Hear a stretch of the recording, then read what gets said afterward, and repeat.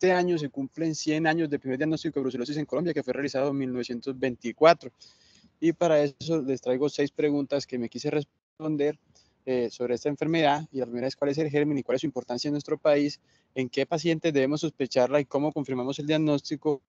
Y adicionalmente, ¿qué complicaciones se pueden presentar? Y en ese sentido, ¿cuál sería el mejor esquema terapéutico para cada paciente? Las 6 preguntas son las que vamos a intentar responder con esta charla. Y leyendo este tema, pues como buscando una analogía para presentarles a ustedes, se me ocurrió traerles la analogía con este personaje de los X-Men que se llama Mystique, debido a la alta capacidad de mimetismo que tiene la brucela y que llevó a que fuera descubierta en el vaso de un soldado en Malta, una isla que queda al sur de la península italiana,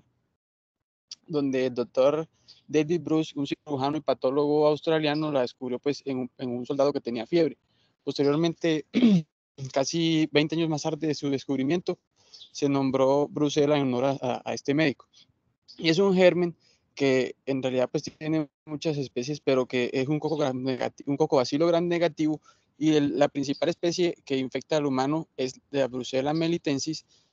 Sin embargo, en nuestro país la mayor tasa de incidencia es de Brucella abortus melitensis, generalmente relacionada con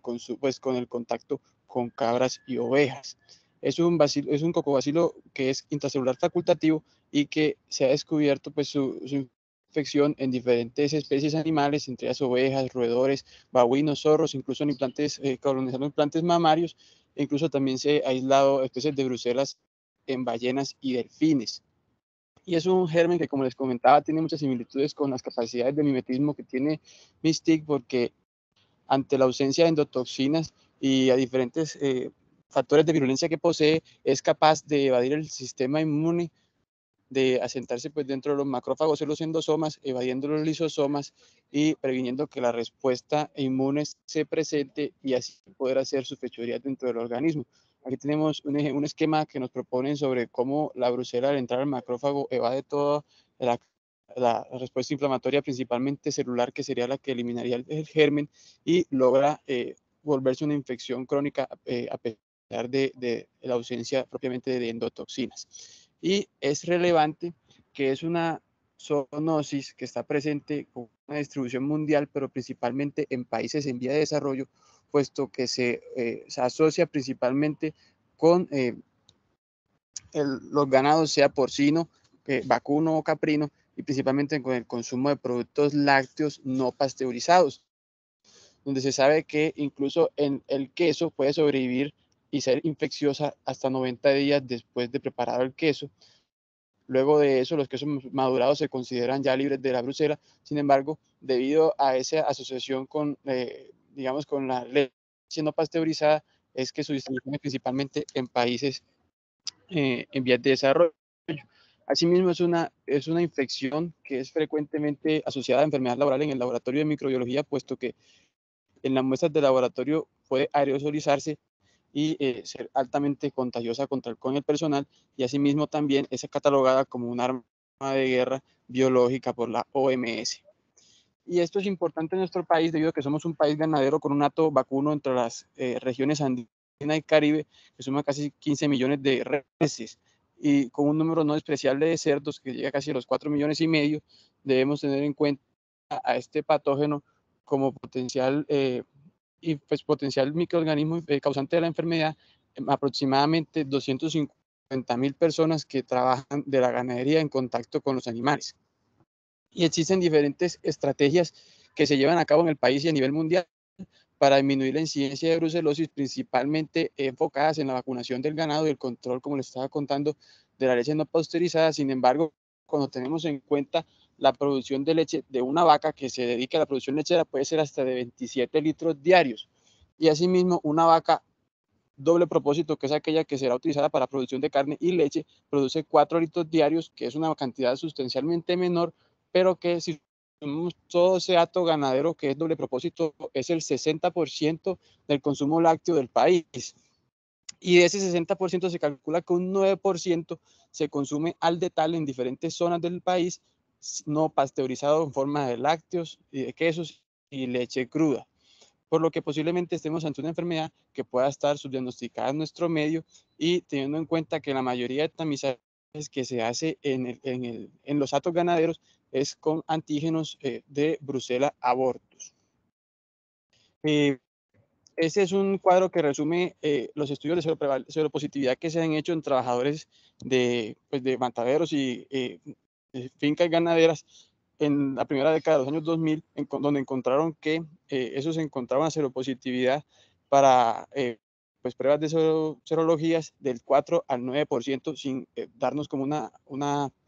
aproximación sobre la prevalencia de diagnóstica. No hay datos epidemiológicos fidedignos que hablen de la incidencia de esta enfermedad en el país, puesto que su notificación epidemiológica no es obligatoria ante el Instituto Nacional de Salud. Y eso sumado a las capacidades de mimetismo que habíamos mencionado anteriormente, ponen a Brucella en una posición privilegiada para para presentarse como una enfermedad que puede llegar a ser diagnosticada, y esa receta perfecta para el engaño que podemos sufrir nosotros los clínicos, y por eso hay que estar con las garras afiladas para lograr hacer el diagnóstico y el tratamiento oportuno de esta enfermedad que es potencialmente mortal o que puede dejar secuelas importantes. ¿Cuáles son las posibles caras de la brucelosis? ¿Cómo esta enfermedad nos puede intentar engañar? Tenemos que es una enfermedad que tiene una presentación clínica que es altamente inespecífica. Principalmente se trata de fiebre, fatiga, pérdida de peso, asociado a síntomas osteomusculares en la mayoría de los pacientes, especialmente artralgias y mialgias, que se presenta generalmente de forma larvada, y por ende su principal, pues como cuadro de presentación, es una fiebre de origen desconocido si no se piensa de forma inicial. Se puede acompañar hasta en un tercio de los casos de compromiso del sistema reticuloendotelial, con compromiso hematológico y compromiso de visceromegalias, con compromiso bioquímico hepático hasta en un 60% de los pacientes. Adicionalmente, pero no despreciable, más o menos un 5 a 10% de los pacientes puede tener complicaciones que pueden ser graves, como son la neumonía, derrame pleural, compromiso cardiovascular o compromiso neurológico, que si bien no son tan frecuentes, pueden llevar al traste con la vida del paciente. Y debemos reconocer que es una enfermedad que tiene pues, descrita 3 fases de su historia natural. Tiene un periodo de incubación que va alrededor de 1 a 4 semanas, que es seguida de una fase febril, que es la fase que dura 8 semanas, donde usualmente hay mayor rendimiento de las pruebas diagnósticas, y posteriormente a esta fase esas pruebas diagnósticas pierden rendimiento, y cuando se presenta ya la enfermedad un curso mayor de 52 semanas, se considera una enfermedad ya crónica,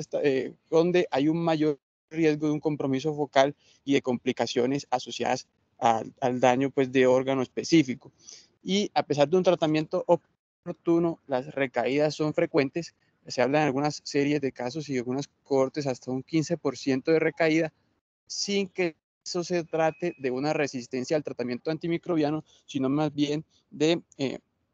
un inóculo no controlado. ¿Cuáles son las complicaciones que puede presentar un paciente con brucelosis del diagnóstico o incluso durante el periodo de sospecha? Se deben buscar, puesto que son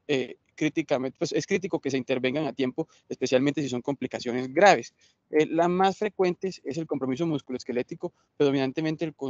compromiso de vértebras lumbares, especialmente L4, donde, como podemos ver en esta imagen de resonancia magnética nuclear, se ve el compromiso predominantemente en la región anterior superior de la vértebra, dando una imagen que sugiere un escalón, lo que se conoce como el síndrome de Pedro Pons. La resonancia, como les comento, es el método de elección, puesto que la tomografía y la radiografía tienen un rendimiento mucho más pobre para el diagnóstico de espondilitis o espondilodicitis brucelosa, y de lejos el compromiso lumbar, especialmente de la vértebra L4, es el más frecuente. También la resonancia nos puede ayudar a encontrar el compromiso focal óseo en otras localizaciones, como por ejemplo la sacroileitis. Una de las complicaciones más temidas es la neurobrucelosis, debido a su alta morbilidad. Sin embargo, afortunadamente no es tan frecuente, se presenta solamente el 10% de los casos. Sin embargo, el 50% de esos pacientes que presentan con neurobrucelosis van a debutar con un compromiso que es grave, que puede ser incluso una ACV, compromiso focal neurológico, que en la mayoría de casos comprometen los pares 6 y 8. Es importante aclarar que hasta un 46% de los pacientes con neurobrucelosis van a tener una resonancia magnética nuclear normal y solamente un 25% va a tener compromiso leptomeningio difuso, por lo que el diagnóstico, pues el índice de sospecha debe ser alto. Y un dato que puede ser clave para, digamos, el enfoque clínico es que la mayoría, casi el 100% de los pacientes tienen pleocitosis en el líquido cefalorraquídeo, por lo que su ausencia posiblemente es un hallazgo que nos indica que posiblemente el paciente no tiene compromiso a este nivel. Sin embargo, se pueden realizar pruebas diagnósticas, que más adelante comentaremos cuáles son las pruebas diagnósticas de brucelosis, pero se pueden realizar también en líquido cefalorraquídeo, especialmente la ELISA, siendo la que mejor rendimiento diagnóstico tiene en este fluido corporal. Quizá el compromiso más temido y posiblemente y el más mortal de la brucelosis es el compromiso cardíaco, siendo brucela una de las causas de endocarditis con cultivo negativo. Se debe tener presente en aquellos pacientes que se encuentren con endocarditis, miocarditis, pericarditis o compromiso por aneurisma micótico, puesto que su mortalidad es elevada del 13%, y especialmente cuando se presenta compromiso valvular aórtico o mitral y el paciente requiere manejo quirúrgico, la mortalidad puede ser tan elevada como un 57%. Asimismo, puede presentarse complicaciones en casi cualquier otro órgano, especialmente uveitis, neumonía o compromiso respiratorio, abscesos hepáticos, compromiso por orquitis o epidimitis, compromiso hematológico y compromiso en la médula ósea. Y en las embarazadas, la mitad de las embarazadas que presentan infección por brucelosis durante la gestación presentan pérdida fetal. Entonces, vemos cómo esta enfermedad puede intentarnos engañar desde el punto de vista clínico y intentando seducir y disuadir ante su diagnóstico para que la dejemos avanzar y llevarse con la vida del paciente. Por ende, debemos tener en cuenta un arsenal diagnóstico importante que se apoye principalmente en una excelente historia clínica con un abordaje de los factores de riesgo, teniendo en cuenta los estudios imagenológicos complementarios, los estudios que orienten hacia el daño o compromiso de un órgano específico, y eso sumarlo a las pruebas diagnósticas específicas para brucela, que como vamos a ver, no sirven o no existe como tal un gol estándar, sino que es el criterio clínico combinado con las pruebas diagnósticas aplicadas adecuadamente los que nos permitirá llegar al diagnóstico de la enfermedad. Entonces, las primeras pruebas descritas incluso por el doctor Bruce hace más de 100 años son la serología para brucela, pero hay que tener en cuenta que hay una alta tasa de reactividad cruzada, especialmente contra bacterias del género Yersinia, Escherichia coli,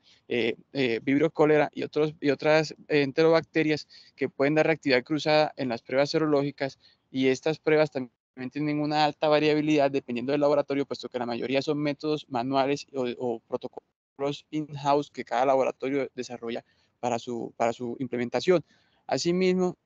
el rendimiento es pobre cuando hablamos de Brucella canis y Brucella ovis, puesto que no comparten casi antígenos o las pruebas que usualmente se utilizan para serología utilizan, ya como vamos a mencionar, antígenos de Brucella abortus o militensis, por lo que el rendimiento para estas dos otras especies es mucho menor. Quizás la prueba más conocida y la prueba que inicialmente se utiliza como cribado en la mayoría de escenarios es la prueba en porta con rosa de Bengala, que constituye en una prueba de aglutinación en el porta, donde se utilizan células muertas de Brucella abortus que están teñidas con la tinción de rosa de Bengala, y se le agrega el suero del paciente que ha sido pues ya lavado para eliminar otras aglutininas. Y ese se presenta una reacción de aglutinación, lo que da un resultado positivo. Sin embargo, es un método que generalmente tiene una alta tasa de falsos negativos, especialmente cuando se utiliza en escenarios de infección subaguda o crónica. Es también importante aclarar que este método utiliza en la mayoría de casos células muertas de abortus o antígenos de abortus, por lo que el rendimiento para otras especies de Brucella es menor, aunque en la literatura no hablan específicamente cuánto menor. Sí escriben que debe tenerse en cuenta eso como una parte del arsenal diagnóstico cuando se sospechen otras especies de Brucella. Y el test, como la pieza clave, la punta de lanza en el diagnóstico, es el test que describió incluso el doctor Bruce hace más de 100 años, que es la aglutinación sérica con Brucella. Este test utiliza la clonación de Wright y utiliza una cantidad conocida de células de Brucella sea abortus o melitensis y busca una aglutinación en suero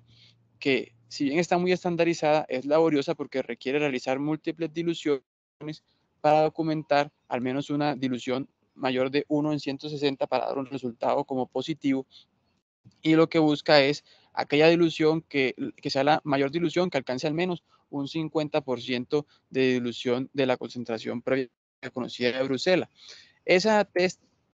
como vemos en la imagen, es un tema laborioso que ocupa mucho más espacio pues, en el laboratorio, y se han diseñado test de microaglutinación que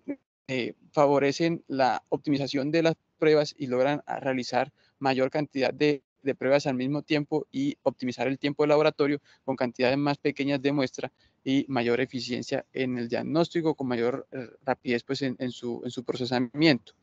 Sin embargo, este test se puede optimizar con la prueba de Coombs indirecto, que funciona de la siguiente manera. Después de realizar la prueba de aglutinación, donde vamos a tener ya la aglutinación de las brucelas y las inmunoglobulinas, él queda un sobrenadante del suero del paciente que se extrae, y a ese sobrenadante se le utiliza una inmunoglobulina anti-G específica que logra identificar la inmunoglobulina de baja afinidad contra Brucella, lo que favorece la sensibilidad de la prueba, pero también se utiliza un punto de corte más alto para mejorar la especificidad. Es una prueba que, como eh, estábamos comentando, es laboriosa, lleva aproximadamente un día realizar la aglutinación en suero por la incubación que se requiere. Asimismo, el CUPS indirecto también requiere pues una labor por parte del personal de laboratorio, por lo que existe en el mercado una equivalente pues a este CUMS indirecto automatizado que se llama Brucelab, que se ha propuesto como una alternativa más eficaz y eficiente con el tiempo del personal de laboratorio para el diagnóstico de Brucella. Asimismo, posteriormente evolucionaron los métodos y apareció el ELISA específico para Brucella, y ese ELISA se ha intentado como hacer como un debate entre si cuál sería el mejor rendimiento entre el ELISA y el Brucelab y la prueba de aglutinación en suero con CUMS,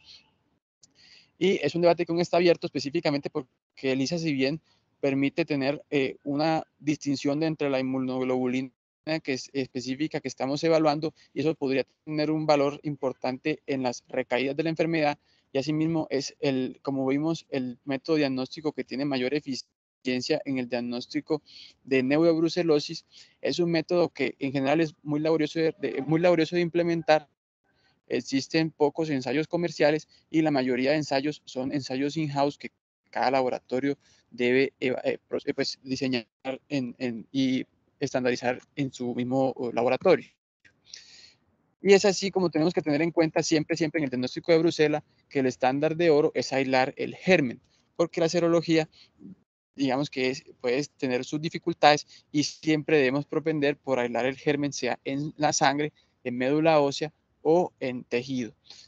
Siendo la médula ósea el verdadero gol estándar para el diagnóstico, aunque pongo este gol estándar entre comillas, por lo que incluso conversábamos esta mañana sobre el diagnóstico de tuberculosis, puesto que el gol estándar verdadero no es solamente una prueba, sino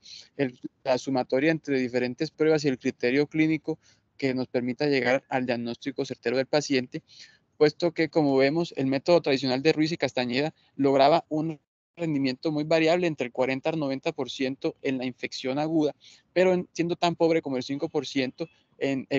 escenarios crónicos, con un tiempo de incubación prolongado en general de 6 semanas, que inclusive puede llegar a ser de 14 semanas en tejido, a pesar de que se utilizara agar de Becton Dickinson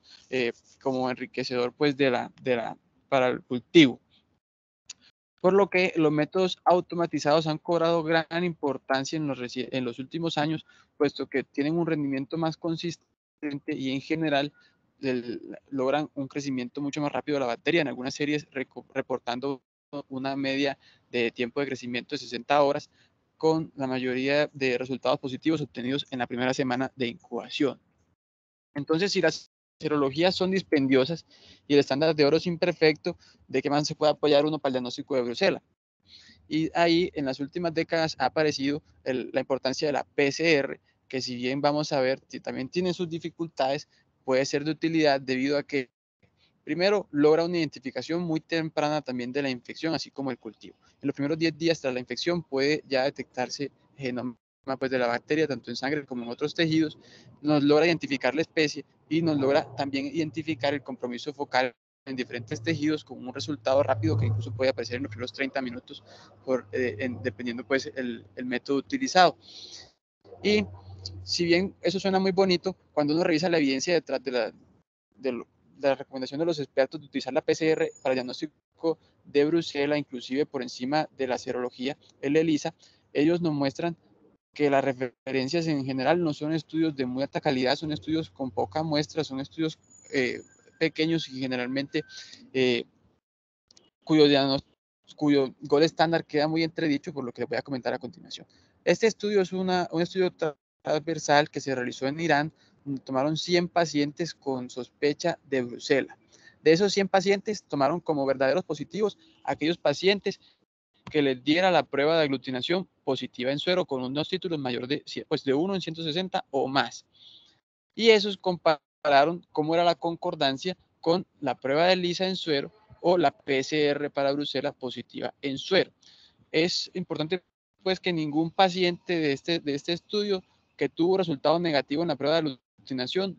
presentó un resultado positivo en alguna de estas dos pruebas. Sin embargo, como vemos, la PCR fue positiva en el 45 pacientes versus 49 para la prueba de ELISA, pero algo que es llamativo es que ambas pruebas se correlacionan con que si son positivas, la mayoría de pacientes se ubican en un resultado de títulos altos, por lo que puede que haya concordancia. Sin embargo, quizá más importante, el otro uso que nos mencionaban de la PCR, que es su uso en tejidos. Entonces, aquí uno se pregunta si es posible tomar una biopsia del tejido e identificar pues, de forma fidedigna a la brucela. Y definitivamente, cuando se evalúan en algunas cohortes los hallazgos histopatológicos de esta enfermedad, en general son muy inespecíficos, encontrando que esos pacientes que tenían diagnóstico confirmado por clínica, serología y compromiso pues, de espondilitis por resonancia, ningún paciente tenía una clínica de inflamación aguda, pues ningún paciente tenía un compromiso purulento en la cirugía, pero todos tenían una inflamación crónica que, si bien en la literatura siempre nos describen a Brucela como una causa de inflamación granulomatosa, esta era poco frecuente en esta cohorte, siendo más una inflamación mediada por linfocitos, células plasmáticas e hiperplasia del tejido fibroso, por lo que ahí de pronto realizar la PCR en tejido suena un poco más llamativo. Y en este estudio fue un estudio retrospectivo que se realizó en China, donde evaluaron 31 pacientes que tenían diagnóstico confirmado por Brucela, que el diagnóstico confirmado era un estándar de oro combinado entre tener hemocultivos positivos o una prueba de serología positiva o un CUMS indirecto positivo con una sospecha clínica dada por el experto, pues el especialista en enfermedades infecciosas, y evaluaron la presencia de una PCR en el bloque de parafina versus el método serológico estándar. Y es aquí donde vemos uno de los principales inconvenientes en la mayoría de estudios que encontré de Brucela, y es que dado que el gol estándar es un combinado entre las pruebas serológicas tradicionales, el cultivo y el criterio clínico, posiblemente cuando ellos nos hablan de que la PCR tiene mejor sensibilidad que el cultivo, es posible, pues se puede caer en un error de interpretar eso de esa forma, puesto que digamos que la serología y el cultivo no deberían, pues a mi parecer, incluirse dentro de este análisis, puesto que están incluidos dentro del gol estándar y los resultados no se van a ser tan aplicables. Sin embargo, cuando me parece interesante de este estudio es analizar la PCR en tejido versus la correlación de GIMSA para el diagnóstico, por ejemplo, en este caso, de brucelosis, de espondilitis por brucelosis. Y especialmente en ese paciente que no hemos logrado aislar el germen en suero o en sangre, pues la serología en suero, o aislar el germen en otros cultivos y la sospecha persiste alta, vean que el valor predictivo positivo y valor predictivo negativo de esta prueba diagnóstica son muy buenos para el diagnóstico en el bloque de parafina, por lo que posiblemente sea una alternativa que debemos tener en cuenta para el diagnóstico de estos pacientes. Entonces, si bien vemos que las pruebas diagnósticas no son perfectas, siempre debemos tener en cuenta ese escenario en el cual la probabilidad pretest es alta, los factores de riesgo están presentes, viendo pues que somos un país que donde hay un alto consumo de leche no pasteurizada, hay mucho personal en contacto con ganado, por lo que posiblemente debemos tener a Bruselas siempre en la mente en esos escenarios clínicos y así tener las garras afuera para ofrecer tratamiento a nuestros pacientes. ¿Y cuáles son las alternativas que tenemos que tener en nuestro arsenal? La primera y fundamental, la doxiciclina, la ceftriaxona, la gentamicina, el trimestoprim, la rifampicina y la streptomicina como pilar del tratamiento. Hay que tener unos principios que siempre debemos aplicar cuando nos enfrentemos al diagnóstico ya de Bruselas y vamos a ofrecer tratamiento al paciente. Lo primero es que el tratamiento es clínico, el seguimiento es clínico, no existe una estandarización que nos permita objetivar la depuración o la mejoría clínica a través de los estudios serológicos, porque pueden permanecer positivos durante mucho tiempo sin que signifiquen una recaída. Si bien la ELISA con la presencia de IgM puede ayudarnos a diferenciar entre una recaída versus una infección nueva, y el método pues del seguimiento clínico es lo fundamental para el seguimiento pues, del paciente. Siempre debemos tener en cuenta que la monoterapia se va a asociar con mayor fallo terapéutico y recaída de la enfermedad, por lo que debemos escoger medicamentos que, uno, se concentren bien en los macrófagos y que no tengan efectos tóxicos, puesto que la duración del tratamiento es prolongada, especialmente si hay un compromiso focal o una complicación de la enfermedad. Y como les estaba contando previamente, la doxiciclina es la piedra angular, excepto en los pacientes gestantes, donde debemos utilizar regímenes basados en trimestoprim, sulfamethoxazol. Debido a que las tetraciclinas son el tratamiento más efectivo, logran disminuir el inóculo bacteriano, tienen menor riesgo de recaída y algunos autores proponen, aún sin mucha evidencia que lo respalde, el tratamiento con monoterapia, especialmente en esos pacientes que tengan bajo riesgo de recaída de la enfermedad y más pensando que las recaídas no son propiamente por resistencia antimicrobiana, sino por inóculo no controlado, por lo que posiblemente sea un régimen más barato, especialmente teniendo en cuenta que esta es una enfermedad de países en vías de desarrollo. Entonces, cuando le estaba mencionando pues que debe ser terapia combinada, es importante preguntarse con qué debemos combinar a la doxiciclina. Y ahí existen diversos estudios y metaanálisis que nos muestran que la doxiciclina en combinación con la streptomicina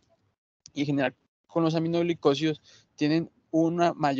menor incidencia de recaídas de la enfermedad, una mayor tasa de cura, por lo que la combinación de elección es una tetraciclina con un aminoglicósido. Y eso se ha puesto también en duda si es solamente una combinación dual o si debemos utilizar una terapia triple. Y aquí por lo menos les traigo este ensayo clínico donde utilizaron amikacina con doxiciclina y rifampicina comparado con terapia dual de doxiciclina y rifampicina en 228 pacientes con brucelosis confirmada por serología o cultivos. Esto fue un ensayo que también tiene sus limitaciones, puesto que fue un ensayo de etiqueta abierta con distribución al azar, pero sin control por placebo, pero nos muestran que al evaluar los desenlaces a 2 semanas hay una mayor prevalencia de control sintomático en esos pacientes que estaban en terapia triple versus los que estaban en terapia dual, con una diferencia pues que no era significativa desde el punto de vista estadístico, pero que es importante desde el punto de vista clínico, que es el disminución de la recaída de la enfermedad, siendo 9% en el grupo de terapia dual versus 5.7% en el grupo de terapia triple. Y asimismo hay otras cohortes prospectivas, aquí les traigo un ejemplo, donde ellos evaluaron 36 pacientes en Grecia que tenían tuberculosis confirmada, se les dio terapia triple, en este caso con streptomicina, y el desenlace, si bien no fue clínico, fue un desenlace que evaluaron la depuración del DNA bacteriano en PCR en sangre total del paciente. Y encontraron que en una segunda PCR que se realizó 14 a 20 meses después del diagnóstico del paciente, el 50% del grupo de terapia dual era indetectable versus el 86.6% en el grupo de terapia triple. Y asimismo, debemos tener en cuenta que escojamos el régimen que escojamos, deberíamos sí o sí tratar al paciente por un tiempo prolongado, debido a que la duración de menores de 30 días se asocian con un aumento en las recaídas y el balance como más ideal entre recaídas y toxicidad medicamentosa se encuentra a las 6 semanas de tratamiento, teniendo en cuenta que si la enfermedad es focal o tiene complicaciones, el tratamiento va a cambiar. Aquí, pues principalmente uno debe tener en cuenta si la complicación es grave o es una complicación más leve, por ejemplo, una orquiditis, una espondilitis no complicada, una osteitis pues,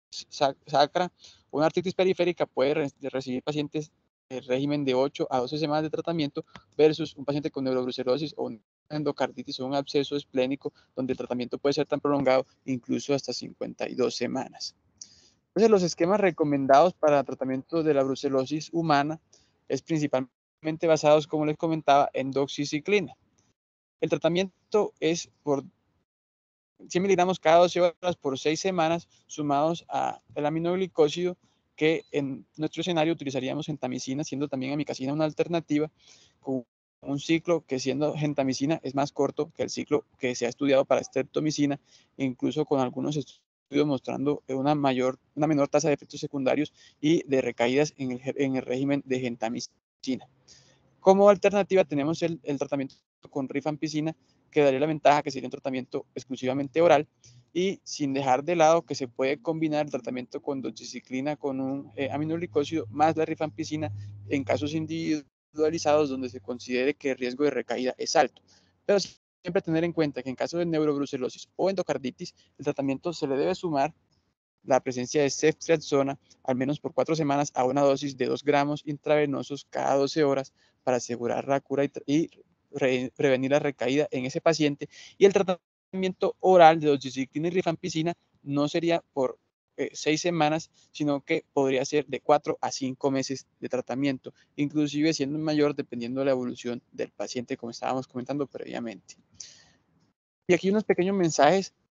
que debemos tener en cuenta como para reflexionar. En nuestro país tenemos un alto consumo de leche no pasteurizada y eso requiere intervención a nivel nacional. Sin embargo, también nosotros desde el punto de vista individual podemos educar a nuestro paciente en que si bien es de costumbre que se consuma la leche recién salida de la vaca, si bien espumosa, se debe evitar, se debe tener todas las precauciones necesarias cuando se mantenga contacto con fluidos y contacto, pues, fluidos del ganado. Debemos tener presente que existe vacunación contra brucela para el ganado. Es una vacunación que no es costosa, vale más o menos 6.000 pesos cada ampolla, por lo que se debe tener la educación del paciente conozca que debe vacunar a su ganado y que el trabajador del hato ganadero debe conocer el estado de vacunación de su hato. Y asimismo, en nuestros hospitales, cuando tengamos sospecha de brucelosis, se debe informar al personal del laboratorio, puesto que es una enfermedad potencialmente transmisible para ellos y en caso tal que llegue a ocurrir una exposición biológica, se puede prevenir a través de una profilaxis con doxiciclina y rifampicina por 3 semanas en los pacientes, en nuestro personal. Muchas gracias.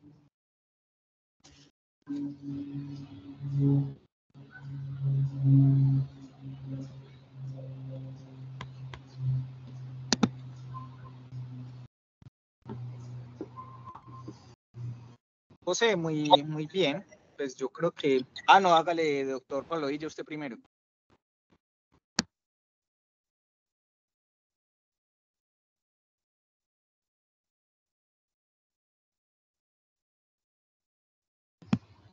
Profe, no se le escucha.